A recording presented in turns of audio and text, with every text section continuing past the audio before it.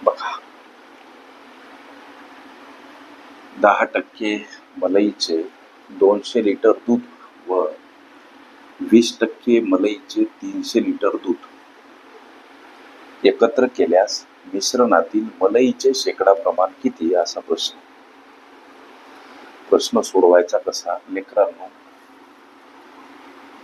200 litre दुधामध्ये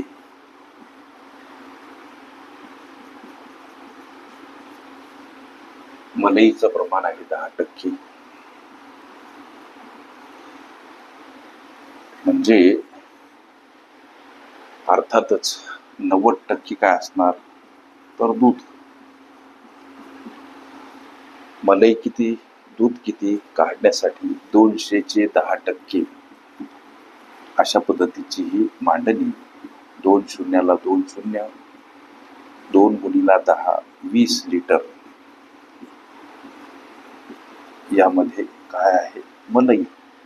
अर्थातच 180 litre काय आहे तर दूध.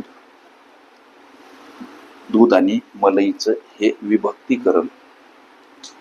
आता परत 300 लिटर दुधामध्ये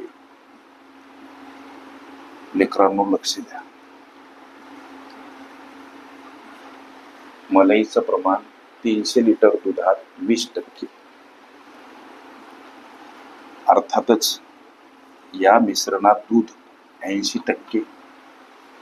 ओके, 300 लिटर दुधात मलई लिटर मध्ये किती काढण्यासाठी 300चे 20% ही अशी मांडणी.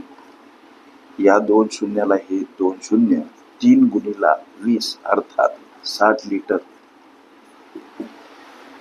मलई या मिश्रणात. म्हणजेच 300 मधून 60 वजा करा, 240 लिटर हे या मिश्रणामध्ये दूध.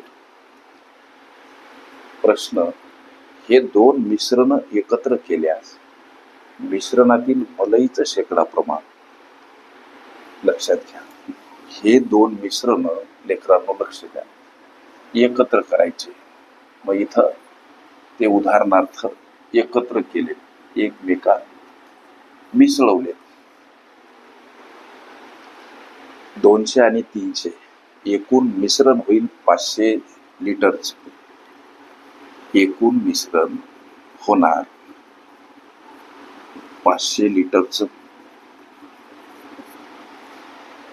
प्रश्न विचारला की दोन्ही मिश्रण एकत्र केल्यास मिश्रणातील मलईचं शेकडा प्रमाण काय. हे दोन मिश्रण 200 आणि 300 लिटरचे एकत्र केले, एकूण मिश्रण होईल 500 लिटरचं, ज्यामध्ये मलई, लक्ष द्या, हे इथं बाण आणि इथं बाण. या मिश्रणातील मलई 20 लिटर, या मिश्रणातील मलई 60 लिटर. 60 आणि 20 80 लिटर ही या नवीन मिश्रणात लेकरांनो काय असणार मलई. आणि 500 मधून 80 वजा करा, अर्थातच 420 लिटर हे काय असणार दूध.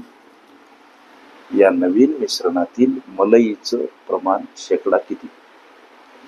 मग काढायचं कसं तर 500 मध्ये जर 80 लिटर काय आहे मलई आहे, गोष्ट शेकड्यामध्ये म्हणून गुणीला 100 घ्या. इथं लेकरांनो या 2 शून्याला हे 2 शून्य घालवा. आता 80 छदस्थानी 5 हा भाग 16 जातो, म्हणजे 16% हे मलईचं प्रमाण असेल एकत्र केलेल्या नवीन मिश्रणात. हे या प्रश्नाचे उत्तर पर्याय क्रमांक ए मध्ये दर्शवलेलं आहे. ओके, गुणोत्तर प्रमाण आणि मिश्रणे ही माझी प्लेलिस्ट अवश्य बघा. त्यामध्ये विविध स्पर्धकांनी विविध अंकांनी विचारल्या संभाव्य अशा असंख्य प्रश्नांचा सराव तुम्हाला करता येईल. ओके.